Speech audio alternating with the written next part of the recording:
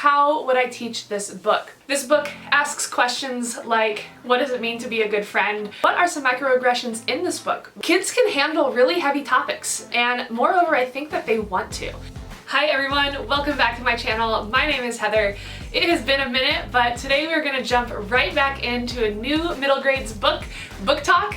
Not a new book, but a new book talk, and it is with Kelly Yang's book, Front Desk. This is a really sweet story about Mia, the protagonist, who opens, who opens a hotel with her parents. The hotel is already open, but she and her parents are able to take over the management of this hotel, and it's their story of that first year of them doing that. They're also new to the area, so Mia is starting a new school. So in this book, there's some new school nervousness and new friendships that happen.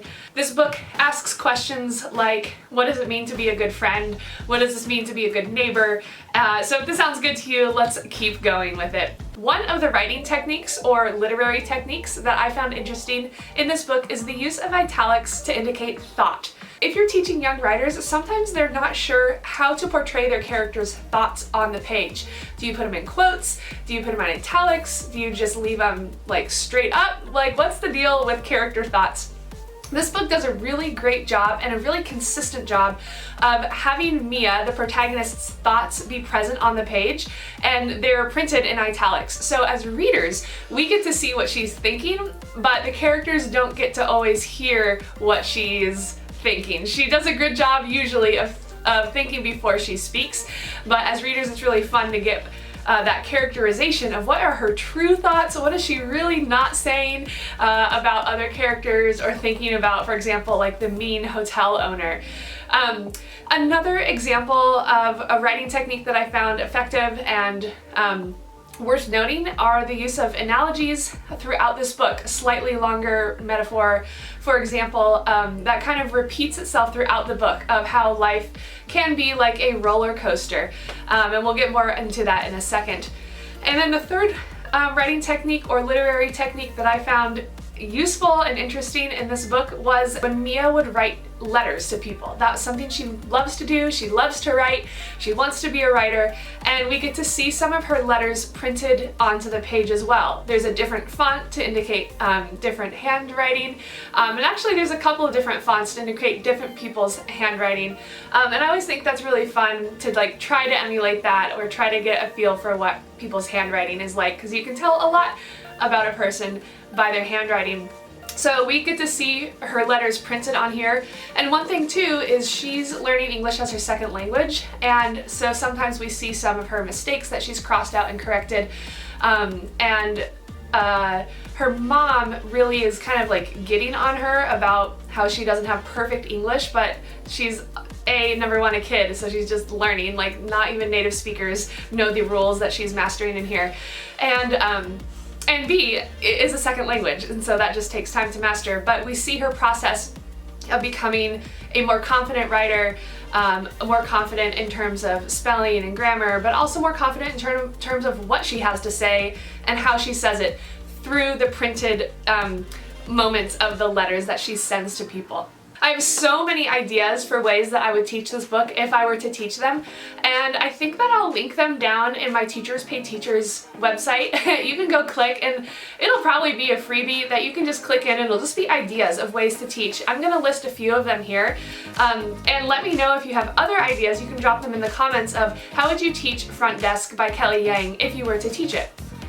This book is probably best for 6th graders if we're doing a middle school. You could probably do this with 4th through 6th, depending on your readers. Possibly even 7th, depending on your readers again. For me, the pace of this book was a little bit slow, but the message was so good. The message was so good, and there were lots of them, honestly, throughout this. That your students would be able to dive into, and even you could ask them, what do you think is the main message from this book? And usually when I do that, I say, what is the theme? A theme is a complete sentence of a universal message. So what is the theme of this book? Is it that friendships can endure hard things? Is it that you must always stick by your family? Or what? What's the message of this book? Let me know. Okay, let's get into some ideas of activities that I would use to teach this book. How would I teach this book? As I mentioned earlier, I'm going to look down at my phone because I had some notes. While I read this, I took some notes. So there's a roller coaster analogy, and this is shared by a character. This is shared by a character who Mia becomes friends with and learns a lot from throughout the book.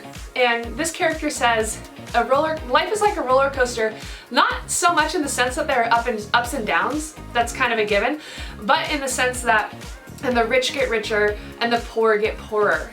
And she really talks about this a lot, and it kind of weaves its way back in throughout the immigrant challenges that these two characters face.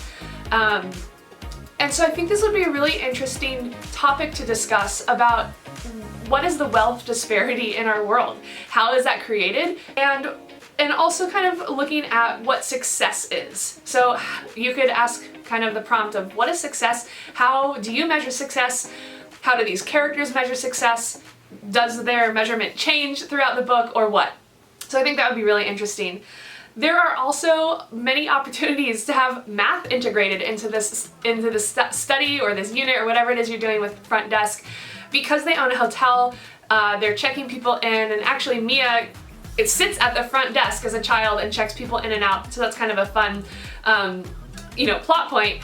But you could integrate math activities as she's trying to figure out like sales tax and adding up how many rooms they need to rent per year or per month in order to get the salary and the profit that they need, minus the expenses that it takes for them to run the hotel. So you could definitely incorporate some kind of like real world situation math there.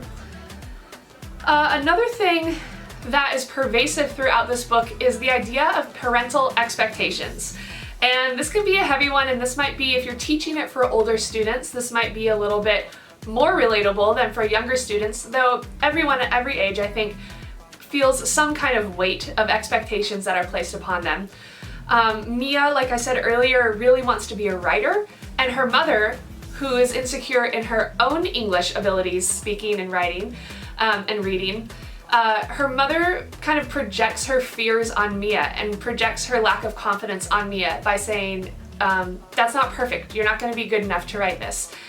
Whereas Mia is, and she's learning to be even better, but her mom wants her to go study something else, not writing, not words.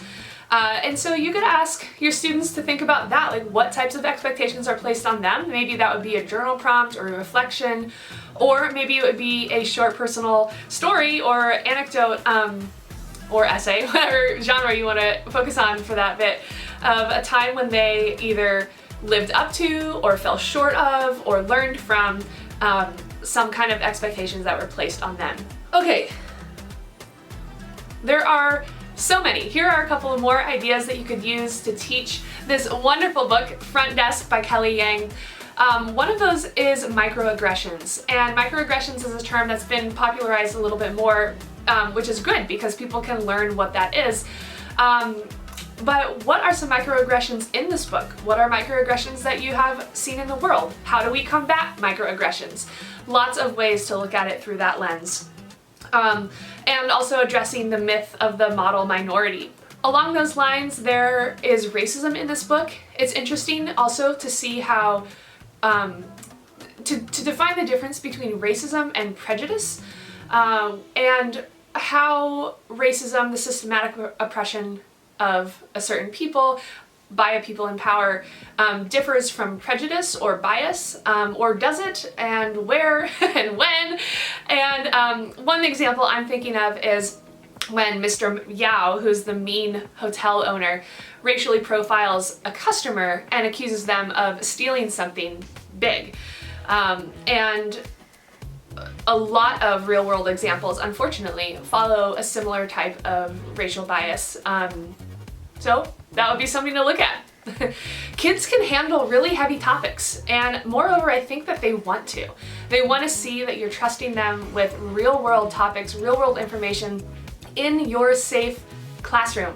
This is such a wonderful place to address these types of topics that may be shied away from outside of school, or may not be presented in a loving, caring way outside of school. So it's awesome that you will get to do this with your students if you choose to do this with Front Desk by Kelly Yang. Kind of going back to the idea of the rich get richer and the poor get poorer, this book also deals with housing insecurities. A number of the residents at the hotel are just that, they're residents. They're not renters in the sense that like you're not just staying for 1 or 2 nights, but they live there. And housing insecurity is a real problem in the United States. So you could look at that through this book. Maybe that's a research project, or maybe it's an extension project in your own area. What is it like near you? Maybe it's a day where you help students learn how to research and find information through credible websites, and you're doing a formatting bibliography day. I don't know. You know, it doesn't have to be big, but it can still be meaningful and connect into the book in numerous ways. Last 3 ideas for teaching this book would be a conversation about morality. When do you take matters into your own hands, as Mia does? When is it okay to lie? When is it okay to fudge some identity a little bit? Is it ever okay to do that? What I like to do with topics like this are prep my class, of course, with ways to listen to one another, active listening, you know, turning to face the speaker, whoever it is. But we also do Socratic seminars, and this would be a great question for a Socratic seminar. If you want to know more information about that, I'd be happy to share with you how I do that. But there are lots of ways, like I said, to do Socratic seminars, which are just student-led discussions that tackle big topics, but that are rooted in the text and always go back to the book that you're reading. Last 2 ideas for teaching Front Desk and connecting it to like real-world things.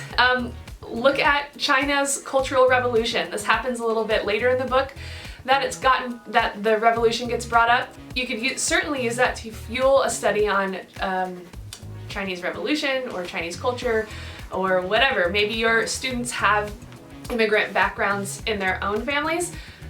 Tie that in. And if you want specific ways to do that, again, look at the Teachers Pay Teachers website that I'm starting to develop, or we can use this comment section as a brainstorm. Lots of people have lots of great ideas, so let's share them. And the last one would be for students to write their own letters. In this novel, Front Desk by Kelly Yang, Mia, the protagonist, like I said many times, uses her words to try to make positive change. Maybe I haven't said that she wants to make positive change, but she definitely is interested in writing. I've said that many times. And she sometimes takes matters into her own hands and writes letters. And this is set in the 90s, so it's a little bit, you know, out of our current student population's mindset. And you might have to explain how, you know, someone could write a letter and pretend to be someone else and have that be recognized easily, or like have that be passed easily as someone else. Anyway, Mia writes letters for change. She writes letters to help people that she cares about. She writes letters to enter contests and to try to help her family. And again, those are printed in here so you get to see what they look like. But learning how to write an effective letter is a skill that will serve students their whole lives, and I think that would be, at the very least, a really easy way to tie this in, have students find a cause that they care about, have students get the address of a relative, aunt, uncle, grandma, grandpa, have them write a letter to that person. I hope you've enjoyed this book talk. This is, again, my take on Kelly Yang's The Front Desk. Let me know what you think. There are some other books that are in this series, and if I should read those. Have a great day and happy reading!